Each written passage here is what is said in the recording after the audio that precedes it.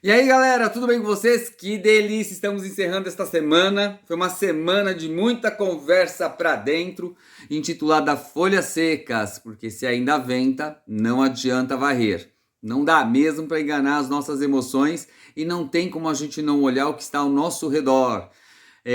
Foi uma semana de muitos tratos ligados ao abuso. Eu acho que eu fui e considero que tenha sido uma semana didática, de conversas claras, ilustrativa, e eu penso ter gerado algum tipo de efeito. Se eu conseguir fazer com que uma pessoa se reentendesse, eu já estou feliz, muito feliz. Muito obrigado a todos vocês que me mandaram comentários, gente que me mandou muita mensagem no particular, me comentando sobre pequenas impressões que se teve dessa semana, coisas que ela conseguiu mudar, coisas que ela conseguiu rever dentro dela, necessidades terapêuticas que realmente existem, né, gente? Afinal das contas, nós estamos divididos entre sagrado e profano. Todos nós somos sagrados e profanos. Se você é só sagrado, você já devia estar no céu. Você não está aqui. Então, só se você está aqui é porque ainda tem um lado profano, né? Tem coisas a serem moldadas, não é verdade? Porque quando a gente atinge uma certa perfeição, imagino, a gente vai, se Deus quiser, para o céu, né? Então, essas conversas dessa semana foram direcionadas a isso, né? A lembrar a gente de que existe uma hierarquia, né? A hierarquia, ela parte exatamente do Criador, né? Eu vejo muitas cenas hoje, gente, e discuto com muitas pessoas sobre esses temas, porque, na verdade, as pessoas meio que incumbem Deus do que é responsabilidade de si, né? Culpam Deus por uma série de coisas, questionam, né? Ameaçam, né? Deixar de seguir uma vida mais espiritual em virtude de não estar sendo atendido por Deus. Você é o perfil que se joga em gôndola de supermercado, se você pensar assim. Porque você não foi construído em cima de uma hierarquia, em cima de uma condição em que você deve saber que quem precisa de Deus somos nós, não é ele que precisa da gente. Ele é Deus, né? Deus é Deus, né? Ele não precisa da gente. É a gente quem tem que buscar, é a gente quem tem que fazer o melhor, né? Quando a gente falou muito sobre permitir que alguns abusos cheguem a nós, é uma verdade, gente, porque é muito difícil quando você tem que lidar com as suas permissivas, daquilo que você permite que chegue até você por um ato de covardia assim. Eu não disse em nenhum momento essa semana que você tinha que se tornar uma pessoa egoísta, excluída do todo. O contrário, né? É que o egoísmo ele tem que ser um pouco seu com relação à tua virtude, né? As coisas que abalam a tua virtude principal, elas não podem estar do seu lado.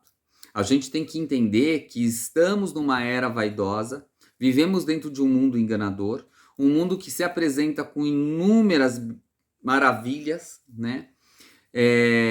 Tudo é muito atrativo, excitante, estimulante, faz com que a gente queira se sentir inserido. O mundo tecnológico atual que nos ronda faz com que a gente se torne cada vez mais egocêntrico, infelizmente, porque as pessoas vivem numa competitividade desleal, né? Tem que ser o mais gostoso, a mais gostosa, tem que ser o mais bonito, a mais bonita, tem que ser o mais inteligente, o mais rico, né? Tem que aparecer sempre demonstrando uma vida, né? Ilibada, cheia de benesses, e não existe isso, né? A gente se engana muito. Quantas pessoas você vê, infelizmente, às vezes, grandes representações dentro de uma internet, que quando você vai ver, comete um acidente estúpido, e quando você vai vasculhar, não está medicada, não está não sei o quê, né? Quer dizer, as pessoas não são exatamente aquilo que elas mostram. A gente é que vive no mundo das ilusões. Inclusive, depois que inventaram a desculpa da medicação, porque não é uma desculpa para quem está patologicamente doente, mas vocês podem observar que a maioria dos crimes cometidos hoje, a pessoa sempre vem um advogado e diz, é que não estava medicada, sabe como é que é, né? Ela não...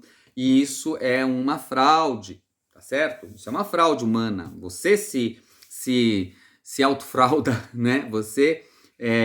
Se você cria essa dependência, se a gente vê tanta gente hoje necessitada, e claro, você precisa do aparato médico? Precisa do aparato médico, Claro que precisa, né? Mas se você está nessa condição, é você quem tem que sair dela, né? É você que tem que buscar outros atributos que possam te ajudar a trazer à tona a tua saúde vital, né?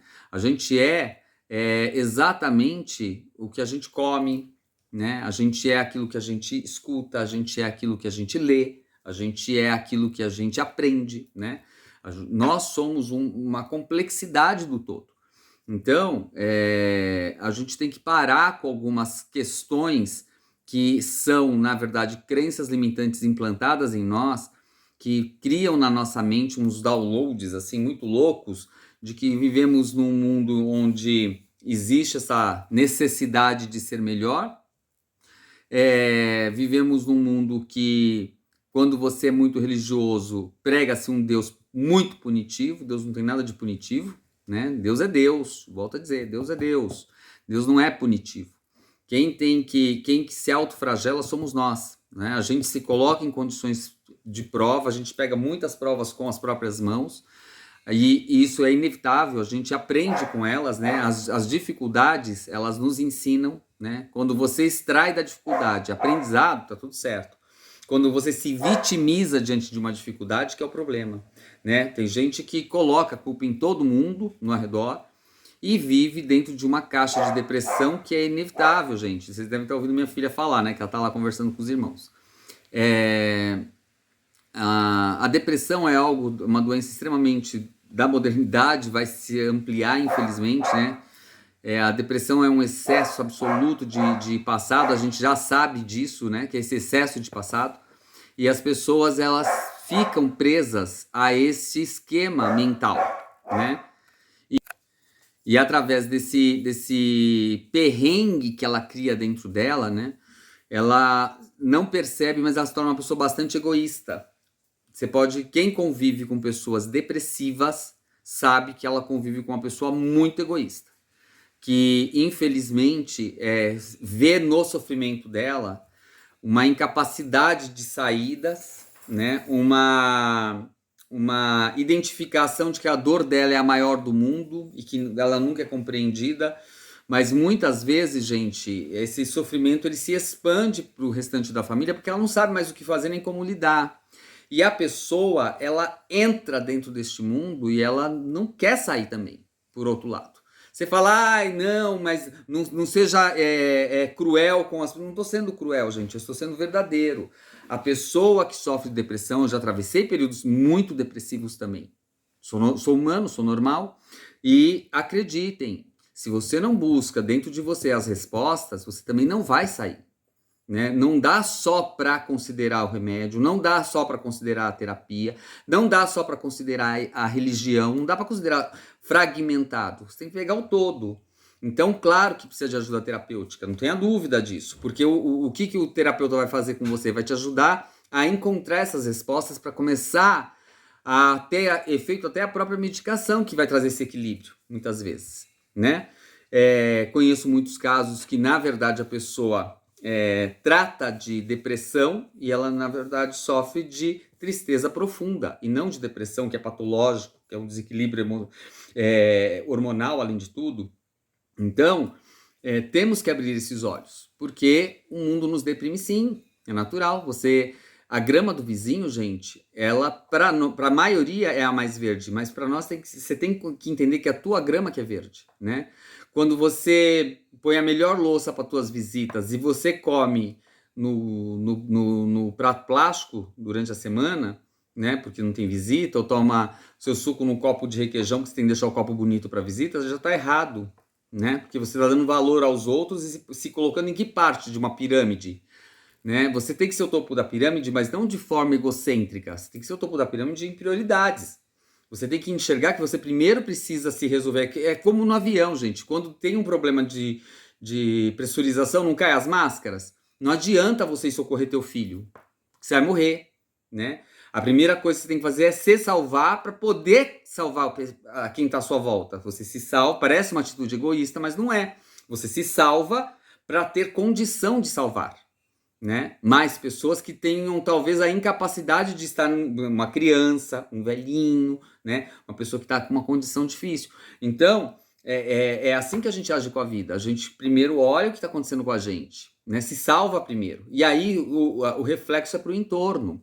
Os ansiosos, né? As pessoas que são muito ansiosas, né? Estão excedendo em necessidades futuras, porque ela não consegue planejar. Por que a ansiedade prejudica muito? Porque você começa a ficar um procrastinador patológico. Então isso é muito difícil, né? Você vive numa sequência de indisciplinas. Eu falei isso para vocês nos outros vídeos, no decorrer dessa semana. Disciplina faz parte, gente. Quando você não ensina não pro teu filho, ele não saberá falar não quando o amiguinho aparecer com o pino da cocaína. Ele não vai saber falar não. Porque parece que a gente está punindo um filho, parece que para ele tem que ser tudo sim. E nós temos conversado sobre isso. Filho, gente, ele não nasce sabendo amar. Ele vai construir o amor a partir do teu eu te amo e das tuas demonstrações de respeito, porque não existe amor sem base de respeito, e pela sua disciplina. Quando você coloca uma disciplina, uma hierarquia, quando você faz ele entender que existe uma hierarquia, tudo vai funcionar melhor. Porque ele também vai entender que tem um tempo dele. Quando você ensinar para o teu filho o quanto ele tem que respeitar a ancestralidade dele, tudo vai melhorar. Você vai tirando essas penumbras que se formam na nossa mente no decorrer do nosso crescimento e desenvolvimento.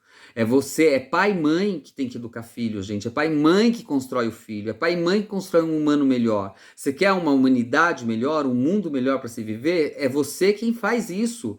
Agora, gente, isso não é uma crítica social, isso é uma constatação óbvia. Enquanto um monte de mulher estiver engravidando, estou me referindo à mulher porque é ela que engravida, tá certo?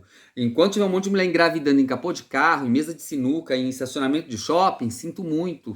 Por um cara que ela não sabe nem o telefone, eu sinto muito. Se você quer viver esse estilo de vida, você tem que saber que você tem que ter responsabilidade. Eu fico, gente, muito triste quando eu vejo uma criança exposta à fome, porque eu conheço muito bem o tema, em particular eu conheço o tema. Então eu sei a dor que se existe dentro de um ser e imagino que um pai sente.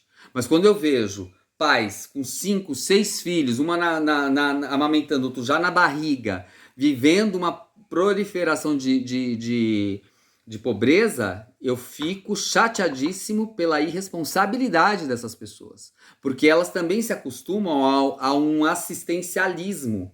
Enquanto a gente ficar vivendo dessa mediocridade de assistencialismo, o assistencialismo que eu estou dizendo é que a pessoa que precisa, gente, ela precisa, ponto. Ela precisa, ela tem que ter assistência. Agora, tem assistências que a gente busca pela nossa imprudência e pela nossa irresponsabilidade. Tá certo? Até quando a gente vai ficar gastando fortunas do Estado para manter uma Cracolândia, né? Eu entendo que existam, sim, ali inúmeras questões, mas uma delas, na minha visão, é o tanto de ONG real, leal e verdadeira que existe lá, trabalhando com profissionais que são muitíssimo dedicados, e existe um monte de gente na paralela comendo dinheiro extra, tá certo?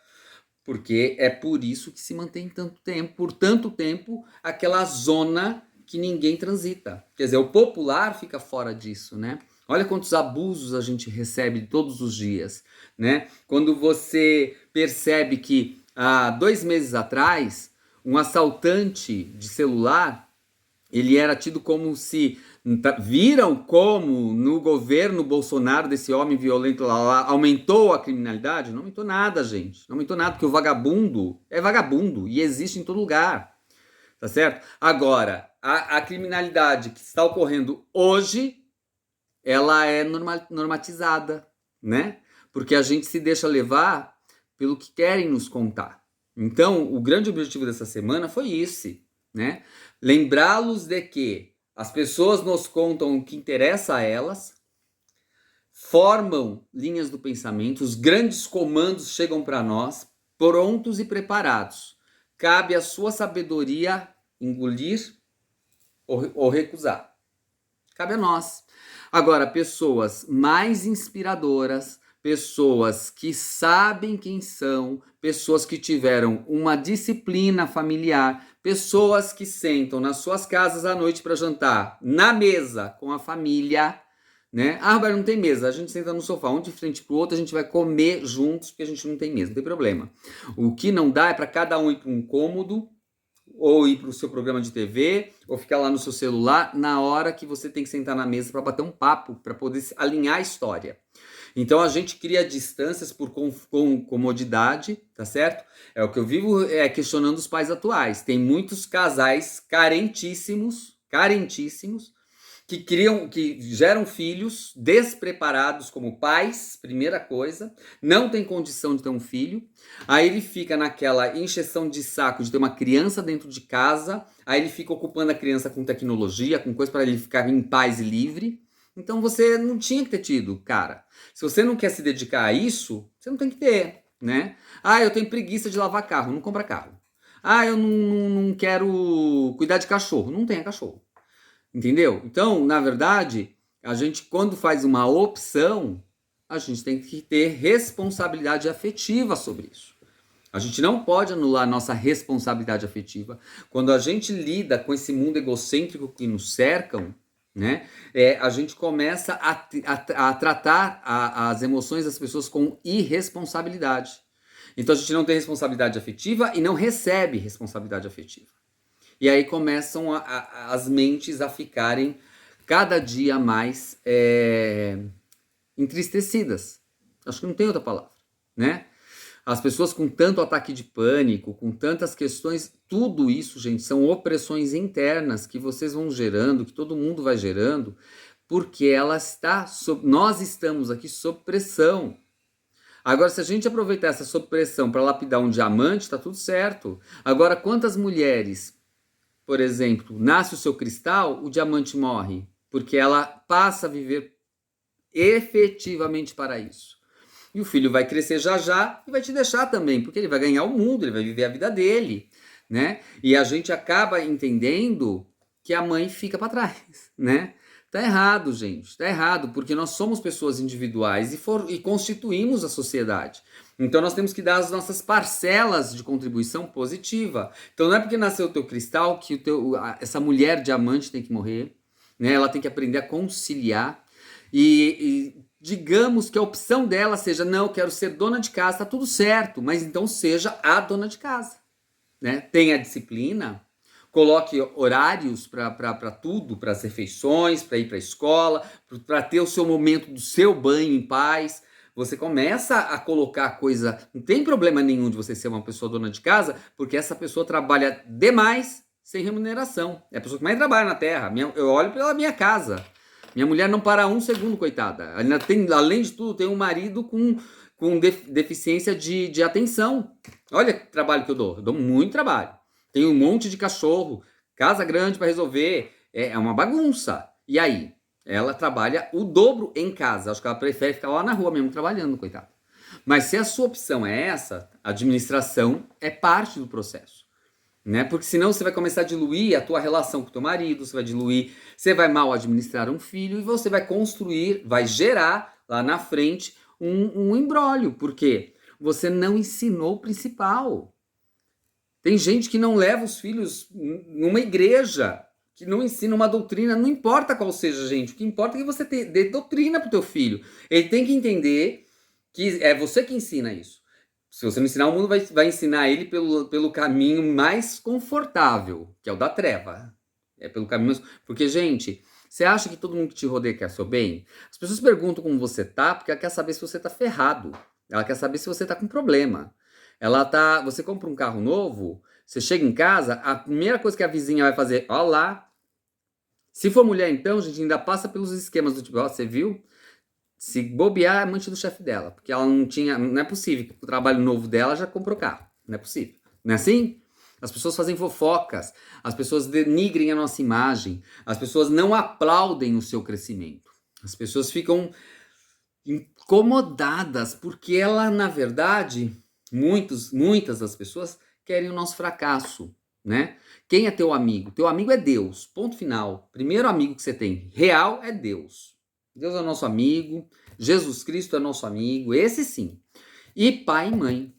Se você não educar o teu filho para ouvir o pai e a mãe, Agora, você não pode transformar o teu filho no concurso, porque o mundo não vai fazê-lo ao concurso. Só você que faz, só você que vê. Tem muitos pais, gente, que não assumem a problemática dos próprios filhos. Hoje, graças a Deus, com a inclusão, a gente vê tantas pessoas já inclusas, né, com tantas questões, né, sejam mentais, sejam físicas, mas essas pessoas, graças a Deus, hoje estão inclusas com muitas facilidades. Mas quantos pais você conhece que o filho tem problema, tem distúrbio sério desde a infância e o pai não assume? O pai não assume quando chegar na adolescência, que é a hora que o pai vai brigar com o hormônio, o pai perde de 10-0, entendeu? Porque o hormônio vai falar mais alto. Então, a gente tem que assumir quando o filho apresenta traços de mau caratismo, quando o filho apresenta um lado mais sarcástico, quando a gente percebe que o profano está muito exacerbado nele, crianças muito sexualizadas que muitos pais inclusive acham lindo e expõem na internet, criancinha descendo até o chão como se ela já fosse uma adulta pronta para o sexo, né? Aumentando assim o acesso de pedófilos, de um monte de coisa. Então, gente, a conversa dessa semana, ela teve um único propósito: fazer a gente entender que tudo na nossa vida pode virar abuso se a gente não tiver cuidado com as nossas formas de agir, né? Quando a gente se coloca pro mercado, né, de forma errada. Quando a gente começa a olhar que a gente tem um ego maior do que deve ser. Quando a gente percebe que o desrespeito ele é normativo, né? Que as pessoas têm que entender o seu tempo, o seu modo de vida, que as pessoas têm que entender, que Deus tem que entender quem sou eu, que a gente terceirizar responsabilidades. Se a gente voltar para a prancheta, começar a se redesenhar, ver onde a gente está errando, avaliar a nossa família friamente, né? Ver quais são esses erros, quais são os novos processos. É assim que funciona numa empresa, gente. Uma empresa não afunda se tiver planejadores, se tiver olhar lá na frente, se a gente tiver anos-luz à frente do tempo vivido atual. Então, se a gente começar a transferir isso para nossa vida, a gente muda muita coisa. Mas enquanto a gente estiver se escravizando, brigando e sendo hipócrita naquilo que a gente diz, né? Porque, volto a dizer, a ação tem que ter alguma ligação com o que se fala, né? As pessoas não estão agindo como elas pensam. Elas contam o que você quer ouvir. As pessoas mostram aquilo que elas não são. As pessoas vivem um mundo de Alice. Gente, acorda. Acorda, você não está no paraíso, né? No mundo das maravilhas. Você não está. Aqui não é o paraíso, gente. Aqui é um mundo cão, naturalmente, enganador, né? Que faz com que a gente passe a vida lutando entre duas grandes colunas, bem e mal. Todos somos sagrados e profanos e depende do quanto você alimenta cada um. Se você alimentar mais os lobos, mais lobo você será. Se você alimentar mais cordeiros, mais cordeiro você será. Tudo depende da sua opção de vida. Mas enquanto você não sentar com a tua família na mesa para ter aquela refeição do dia, enquanto você não ensinar o seu filho que hierarquia existe, quando você não ensinar para o teu filho que ele vem de uma ancestralidade, enquanto você não aprender a dizer eu te amo e construir neste ser selos de amor, cheio de autoestima, mas no sentido, gente, a autoestima, ela exacerbada, ela é egocêntrica. Eu digo autoestima de pessoas seguras do que elas estão fazendo, seguras para o que vieram, sabe, cientes de que a vida vai dar tombos nela todo o tempo e que ela vai aprender com cada tombo, né? Porque a gente fica blindando o filho como se ele fosse uma joia que nunca estará exposta ao tempo. Mas vai estar. Então, essa realidade tem que existir. A gente tem que parar com tanta aceitação de homens violentos, machistas. A gente tem que parar de aceitar mulheres feministas. A gente tem que aproveitar o momento para romper com esse negócio racista. Quer dizer, vocês estão vendo quanto isso está estragando a tua vida?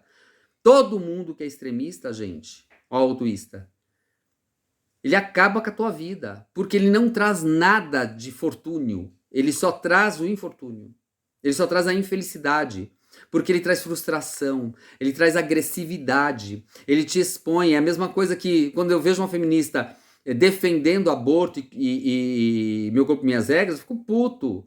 Porque quando uma pessoa defende o aborto, da forma que está sendo defendida, ela está falando para você, mulher, não se valorize, faça o que você quiser com o teu corpo, ceda para quem você achar que você deve ceder, com toda a irresponsabilidade do mundo, porque basta tomar um remedinho numa clínica qualquer e você vai abortar, porque desvaloriza a vida, desvaloriza o ser que está ali, desvaloriza uma alma que está chegando dentro de você. A mulher tem que saber que quando ela põe um ser dentro dela, ela não é dona daquele ser, ele está lá, ele tem a vida própria dele. Então, é um crime que se comete contra a tua espiritualidade. Não caia nessa rede de pessoas vazias que tomam a força da palavra diante das redes e acham que vão dominar o mundo com as suas hipocrisias. Porque uma mulher feminista odeia o homem. Um homem machista odeia a mulher. Uma pessoa racista não se respeita, gente. Então, essa agressividade gigantesca que a gente lida, seja com um animal, quando você se depara com situações como essa, você tem que afastar isso de você. Se você tem relacionamento com uma pessoa violenta, uma pessoa, passei e chutou o cachorro, fora da minha vida, eu não quero você. Se você for uma pessoa de bom caráter, você vai fazer isso, né? Se você vê uma mulher com discurso feminista demais, você já tira do seu caminho, porque ela não vai te acrescentar nada, ela vai destruir, diluir o que tiver de bom. Ela vai fazer isso, porque uma pessoa real, gente, respeita qualquer ser. O ser, ela respeita, a essência ser. Ela não tá aí preocupada com quem você vai pra cama, se é do mesmo sexo, ela não tá preocupada com isso. Ela tá preocupada. Uma coisa, gente, não confundam, tenham inteligência, é lutar por direitos. É claro que a mulher não tem que ganhar menos. Da onde tirou isso? Eu, particularmente, não tive essa experiência. Em 30 anos de mercado, gente, eu nunca tive uma folha de pagamento diferente para a mulher do que a do homem. Eu sempre foi padronizado pela função e ponto, de acordo com o que o Ministério do Trabalho determina. E é o que sempre foi. E quantas funções iguais, com homens e mulheres, nunca vi, eu nunca tive essa experiência. Talvez seja a minha conduta, a conduta dos, graças a Deus, dos poucos bons patrões que eu passei. Então, isso vale a pena, gente. Mas como é que a gente pode perceber que alguns maus estão em nós? Uma vez, gente, eu vou fazer um comentário só para fechar essa história, que assim, vocês sabem que eu sou muito ligado ao cachorro, eu tenho um imã, os cachorros vêm, né? Eu tenho muito problema nos trabalhos, porque eu sempre trabalho em lugares muito grandes e cachorro vem, né, gente? Então eu tô na rua, é cachorro, tô na porta de casa, é cachorro, entro no condomínio, é cachorro, tô andando na rodovia, o cachorro cai do carro, é assim, é uma loucura comigo, né? Cai do carro, não do meu carro, cai do carro de alguém pra eu salvar, né? Então é uma coisa que acontece, não sei o que fazer, né? Uma vez eu vi de uma pessoa judia, eu fiquei muito triste com isso, porque eu amo o povo judeu, tenho muitos amigos judeus, e eu vi de uma judia o seguinte, ela brava comigo, ela falou assim, eu entendo o lado dela, tá, gente? Não é que eu não entendo, mas ela falou pra mim assim, leve os vira-latas pra sua casa, porque na sua casa cabem vira-latas, na minha casa não cabem, não entram vira-latas. Eu fiquei muito magoado com aquilo. Mas eu não fiquei magoado pelo fato dela me dizer isso com relação à minha casa, porque na minha casa realmente cabem todos os vira-latas. O que eu fiquei pensando é na ancestralidade. Como uma pessoa que passou por exemplo, um holocausto, né? Os seus antepassados passaram por um holocausto. Você imagina se não tivesse um Schindler, por exemplo, que visse aquela raça que estava sendo tratada como vira-latas, né? E comprassem muitos judeus para escravizar, fingindo que era para escravizar, e era, na verdade, para salvar a vida deles, né? E muitos que a gente convive hoje são frutos dessa salvação, né? Então eu fiquei muito triste com esse sentido. A minha casa cabe vira-latas. O que eu só acho triste é você subjugar uma pessoa que está numa condição inferior à sua e você não estender uma mão porque você esquece da tua ancestralidade, né? Então, gente, praticar o bem é estender a mão. Praticar o bem é melhorar a si. Praticar o bem é querer ser melhor. Praticar o bem é entender a nossa incompetência como ser humano e saber que estamos numa longa história, numa longa escola, num longo percurso para chegar em casa. Essa foi a mensagem. Quero chegar em casa. Você também quer? Busque o Criador. Através dele você vai fazer. Avalie o teu entorno, tua vida, tua família e vamos juntos. Um beijo e obrigado por essa semana. Eu amei. Vamos continuar com novos assuntos e novos tempos.